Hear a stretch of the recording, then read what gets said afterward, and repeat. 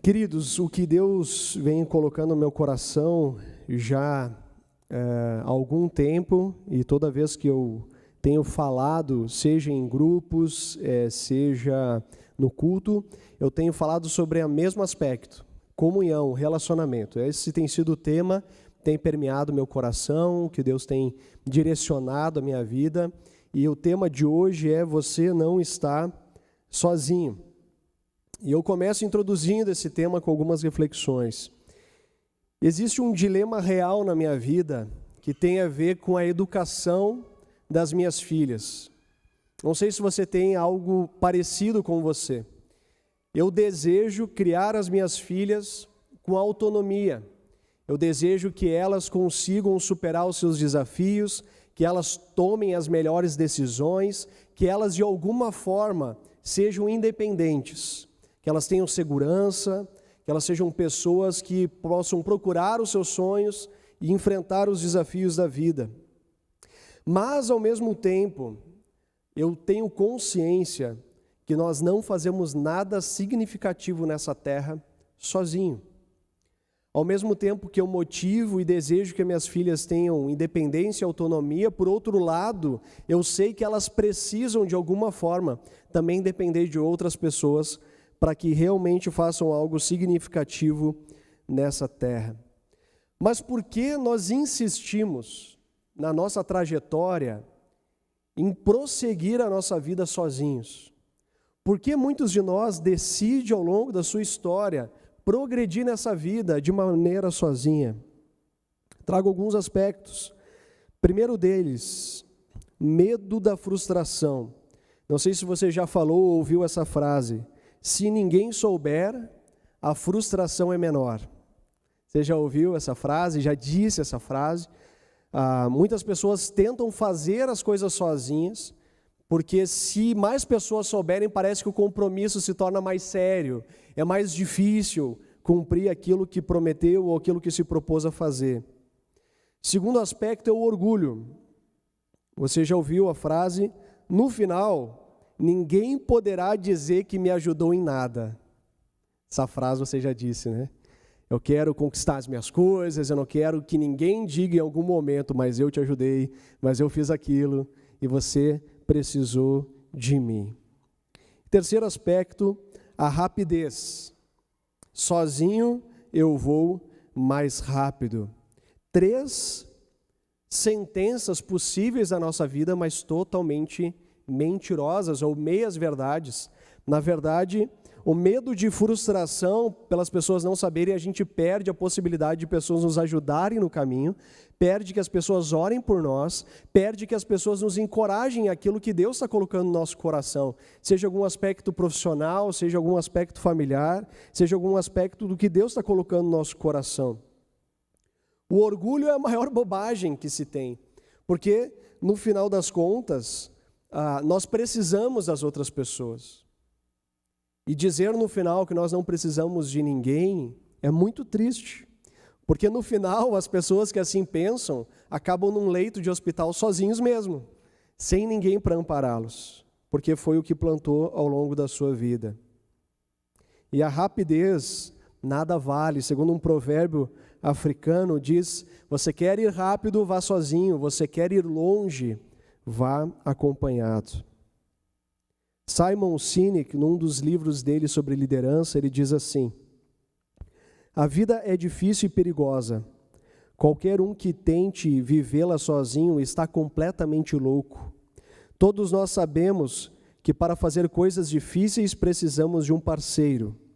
Então, se a vida está repleta de obstáculos e decepções, de confusão e incerteza, faz sentido que a gente confie nos outros para se juntarem a nós nessa jornada. Individualmente, somos inúteis. Sozinhos, não conseguimos levantar cargas pesadas, nem resolver problemas complexos. Mas juntos somos extraordinários, diz Simon Sinek. Quando nós olhamos para os personagens bíblicos, nós temos a tendência de colocarmos a lente da nossa cultura para enxergá-los. Uma das lentes da nossa cultura é entender esse personagem de uma maneira isolada. É entender esse personagem como se ele tivesse feito tudo sozinho, como se ele tivesse tido destaque, como se ele por si mesmo tivesse conquistado todos os frutos que realizou na sua vida. E é assim que nós olhamos, por exemplo, um personagem específico, que é Paulo. Paulo, sem sombra de dúvida, foi um dos maiores missionários do Novo Testamento. Plantou diversas igrejas, ele encorajou muitas pessoas, escreveu diversas cartas do Novo Testamento, que são registros fundamentais para a nossa fé. Agora, eu quero mostrar para os irmãos, passeando pelas Escrituras, a importância de pessoas ao longo da jornada de Paulo. Paulo não fez nada sozinho. Paulo não conquistou nada sozinho. Paulo não foi longe sozinho. E de uma maneira resumida, depois nós vamos enfocar num personagem que nós acabamos de cantar. Saulo, ele cresceu aos pés de Gamaliel, um rabino importante, ele aprendeu de um mestre, rabino respeitado. Paulo, quando teve um encontro com Jesus, no caminho de Damasco, ele foi tomado pela mão por uma pessoa chamada Ananias, pelo qual o instrumento de Deus abriu os seus olhos para essa nova realidade na caminhada com Jesus. Barnabé apresentou Paulo aos apóstolos em Jerusalém. 11 anos depois, esse mesmo Barnabé acolhe Paulo na comunidade de Antioquia, palco do seu realinhamento ao seu chamado e a primeira viagem missionária feita por estes dois companheiros de jornada. Mas o que diremos de Romanos 16, onde nós temos muitos colaboradores, nós temos Timóteo, Silas, Priscila, Áquia, Lídia e tantos outros descritos no livro de Romanos capítulo 16. Alguns dizem, por que o capítulo 16 de Romanos está lá? Para mim tem esse motivo. O movimento de Deus através de pessoas e muitos colaboradores, muitos desses anônimos, mas que foram fundamental para a história da igreja e, sobretudo, para a história do apóstolo Paulo. Eu quero destacar nessa manhã, não tem como a gente abarcar tantos personagens. Comecei a fazer essa mensagem, eu pensei em abarcar a história um pouquinho de Barnabé, um pouquinho de Timóteo, mas eu escolhi ficar só com Barnabé, porque seria muita coisa para nós nessa manhã.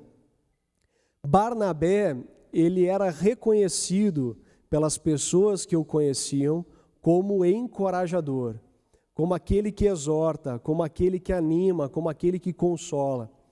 Essa era o reconhecimento das pessoas, não era auto-intitulado por Barnabé, mas era aqueles que conviviam com ele e diziam, este homem é encorajador, este homem é consolador, ele anima as pessoas na sua jornada. Tentei traduzir, ser encorajador é nunca desistir das pessoas, esse era Barnabé, ver o potencial que há no outro, se indignar com a estagnação dos seus companheiros, os animar na direção do alvo de Deus para as suas vidas, não fechar os olhos para o pecado na vida do companheiro, mas não o julgar, sim apontar para a vontade de Deus que também está buscando.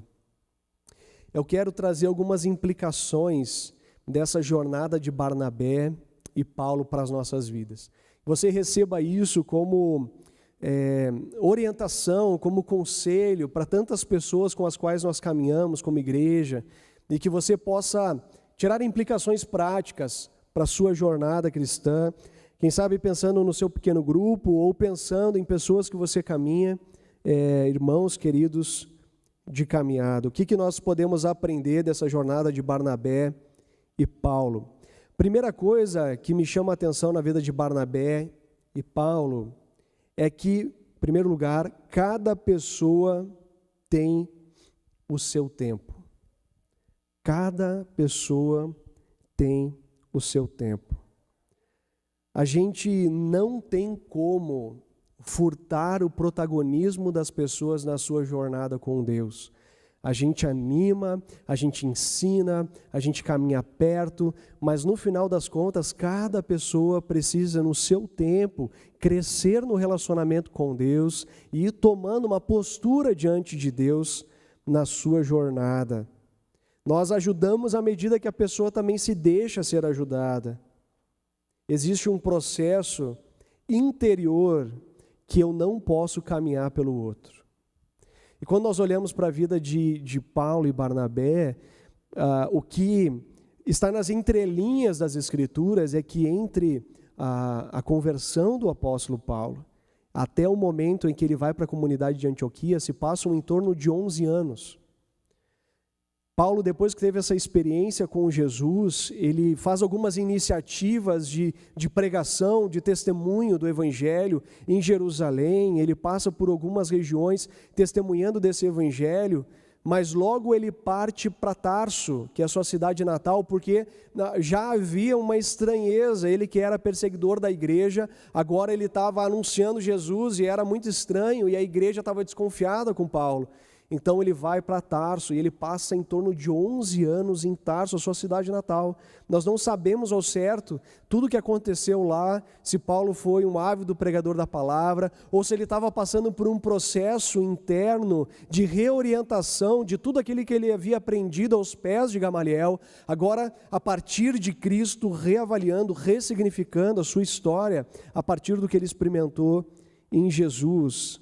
Você percebe que após a conversão de Saulo, ele acaba caminhando um pouquinho em Jerusalém e Barnabé pega ele pela mão e apresenta aos apóstolos.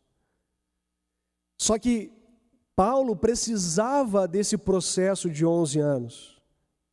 Ele precisava, então Barnabé o acompanha.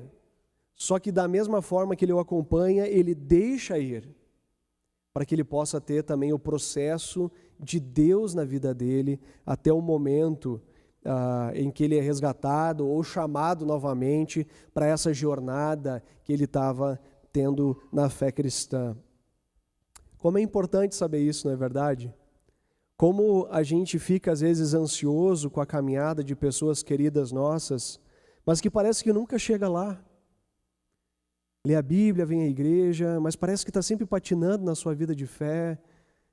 Você acha que ela já podia ter tomado decisões, mas não tomou. Você acha que poderia já ter descoberto os seus dons, está servindo em algum ministério. Parece que a vida não frutifica, mas entender que cada pessoa tem o seu tempo na sua jornada é fundamental. E todo passo que nós damos por alguém, certamente vai ter o seu preço depois. A pessoa não estava preparada para aquilo.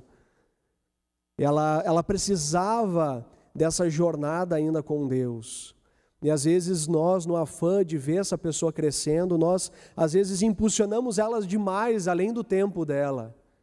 E são essas pessoas que às vezes se atrapalham na sua caminhada de fé, às vezes se sentem sobrecarregadas pelo seu papel na vida de outras pessoas, mas entender que cada pessoa tem o seu tempo, entender que nós não podemos roubar o protagonismo dessa pessoa na jornada com Cristo, também é caminhar junto. Segundo aspecto que nós podemos aprender nessa jornada é que existem passos que nós não conseguimos dar sozinhos.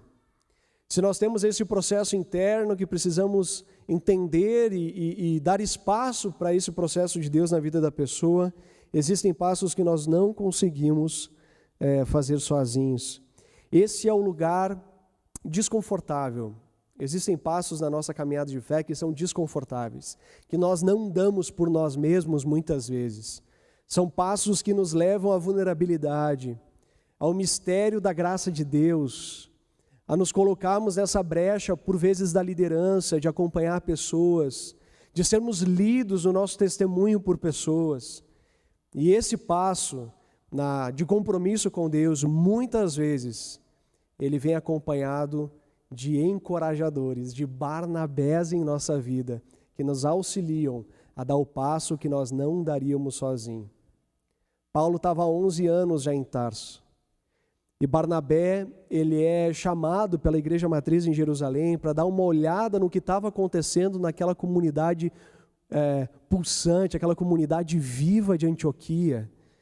E ele vai lá, e a palavra do Senhor diz que, chegando em Antioquia, vendo a graça de Deus lá, ficou alegre. E o que Barnabé fez? Os animou a permanecerem fiéis ao Senhor de todo o coração. Quem Barnabé é? Ele animou aquelas pessoas a permanecerem firmes e fiéis ao Senhor. Mas com o passar do tempo, Barnabé percebe que aquela comunidade precisava de algo a mais. E ele se lembrou do seu companheiro de jornada, Paulo. E então Barnabé vai, a Bíblia diz que vai até Tarso, Atos 11, vai até Tarso, traz Paulo até Antioquia, e lá eles vivem em igreja durante 1 ano, pregando o evangelho, convivendo ao redor da mesa, relacionamento, e durante esse 1 ano de oração, de adoração, de busca pelo Senhor, de pregação do evangelho, é que acontece a separação de Barnabé e de Paulo para a primeira viagem missionária. Primeiro passo na direção dos gentios, primeiro passo na direção daqueles que não são judeus, e eles vão como companheiros de jornada para essa primeira etapa. Existem passos que nós não conseguimos dar sozinhos, precisamos de encorajadores. Quando eu olho para a minha vida, eu percebo que, graças a Deus, o Senhor colocou muitos Barnabés. Eu não sei vocês, mas eu tive em muitos momentos na minha trajetória vontade de desistir na caminhada da igreja. Nós temos muitas coisas que vão acontecendo, a gente desanima, a gente perde a alegria que tínhamos no princípio, nós entramos numa rotina na igreja, então nós vamos nos afastando gradativamente, nós chegamos numa mornidão, passamos a relativizar a palavra de Deus e passamos a ser cristãos nominais. Se alguém nos pergunta se o BGE bate na nossa porta, a gente diz que é protestante, evangélico, luterano, mas nós não nos identificamos como tal, não vivemos como tal. Eu nunca cheguei a esse ponto de cristão nominal, mas eu tive pessoas que me encorajaram a permanecer. Uma dessas pessoas foi uma pessoa chamada Soraya. Soraya hoje está na América Central, ela trabalhou muitos anos na área da música na SLB, mas a Soraya trabalhou também na minha comunidade local, lá em Porto Alegre. E a Soraya, uma vez, eu lembro como se fosse hoje, eu estava nesse momento, indo, não sabendo direito por que estava indo, estava esse automaticismo, né, que nós entramos, mas eu estava lá, estava com meu violãozinho nas costas, entrando no pátio da igreja, e a Soraya me interpela, e ela olha para mim, e ela diz: Bruno, eu queria dizer que você é muito importante para nós, e que nós te amamos muito. Aquilo lá nutre, né, o meu chamado, a minha vocação até hoje. Uma pessoa que olha para você, percebe você e te encoraja a continuar. Assim eu tive muitas outras pessoas, como Elias e a Daia no Ministério de Louvor e Adoração, sempre investindo na minha vida. Eu lembro que eles me deram CDs. Vocês lembram aquele disquinho assim, redondo, né? Que hoje a molecada só joga longe, não serve mais para nada. Me deu CDs com os louvores da igreja. Ele diz: Bruno, para você ensaiar em casa. Encorajamento. Eu lembro, sentava no banquinho da igreja, eles tocavam aqui no altar e eu ia acompanhando eles, 14 anos de idade. Encorajador, encorajador. E aí eu chego num certo momento da minha trajetória, eu já estava namorando com a Lilian, minha esposa, e nós então temos uma conversa no gabinete do meu pastor Douglas, vai estar conosco agora início de março. E aí a minha esposa, conversa vem, conversa vai, minha esposa diz para o meu pastor: mas pastor, tu acha que o Bruno tinha que ser pastor? E daí o Douglas olha para mim e diz: ele vai ser. Uau! Ouvi isso do meu pastor, né? Ele não disse: olha, é uma boa alternativa. Não, ele disse: vai ser. Palavra direta ao coração, né? Reconhecimento de chamado e encorajamento para a missão. Assim tive muitas outras pessoas. Meu pai e minha mãe, sempre meus maiores fãs, né? Sempre. Eles sempre me encorajaram na minha caminhada. Nós precisamos de Barnabés. Nós precisamos de encorajadores. E quem sabe a gente não dá passos mais ousados na nossa caminhada com Deus, porque nós não temos essas pessoas. E eu queria desafiar vocês em 2 sentidos. Uma, você ser essa pessoa. Não é porque você não tem que você não possa ser. Você vê jovens, você vê pessoas nos seus relacionamentos que você pode encorajá-las, você pode animá-las a viver o melhor de Deus para suas histórias, para não se contentar numa vida às vezes emaranhada em pecado, em desilusão, em desesperança. Você olha para essa pessoa e diz: vai filho, vai servir, vai procurar aquilo que Deus tem colocado no teu coração. Ah, mas eu não estou pronto, mas eu não sei como fazer. Vai e faz. É assim que a gente vai se preparando no caminho do Senhor. A gente vai e faz. Não sabemos muito bem, mas Deus vai guiando a nossa trajetória.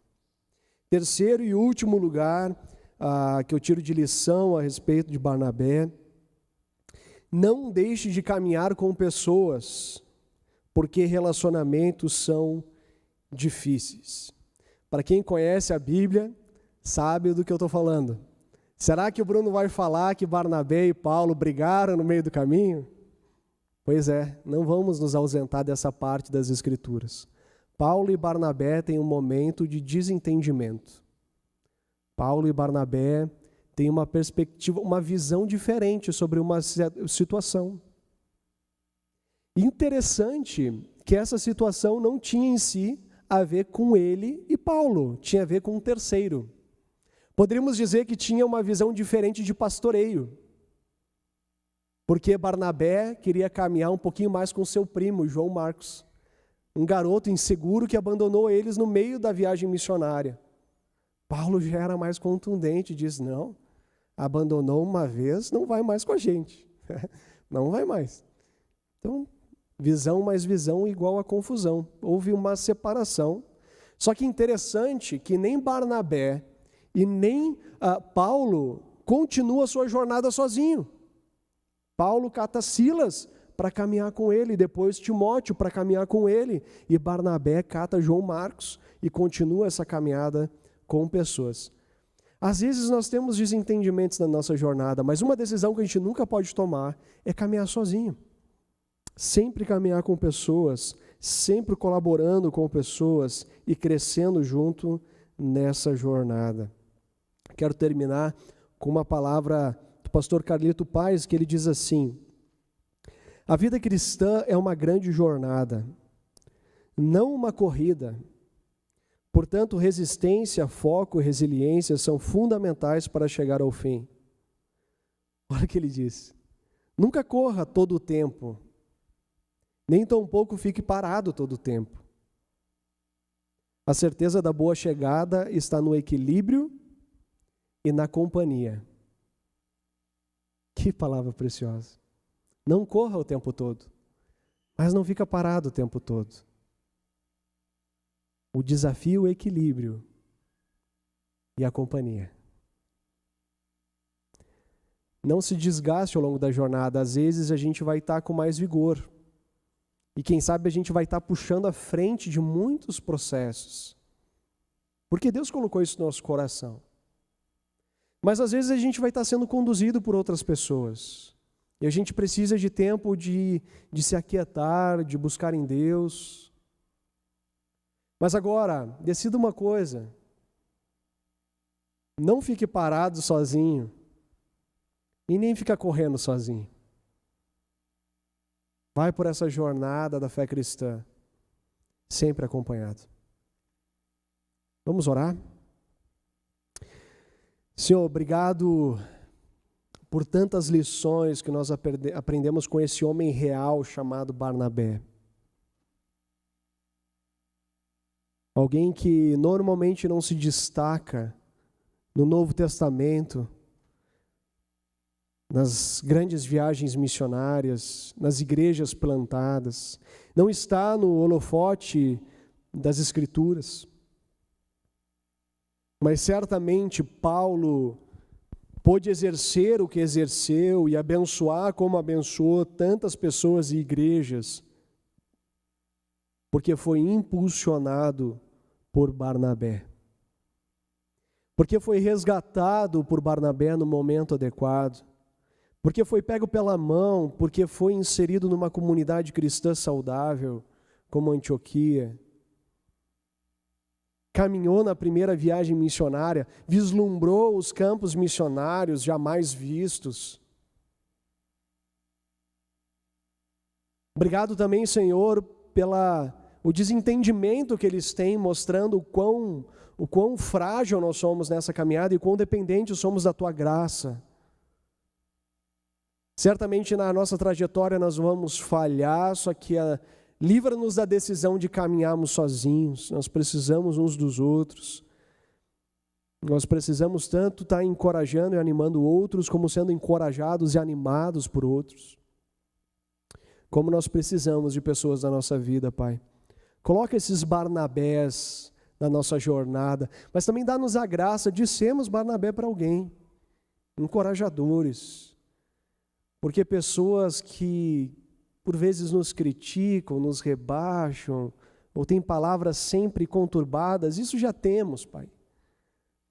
Pessoas que sempre veem o lado negativo da vida, mas colocam pessoas que, ao nos olhar, veem o nosso potencial máximo e nos impulsionam para aquilo que o Senhor está mostrando.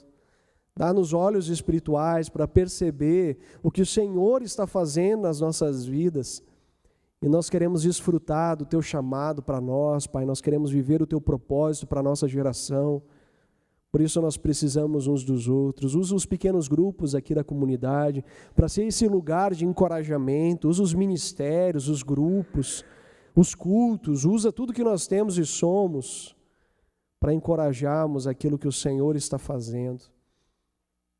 Dá-nos o equilíbrio, Pai, de correr e nos aquietar, mas, sobretudo, a sempre ter companhia nessa jornada.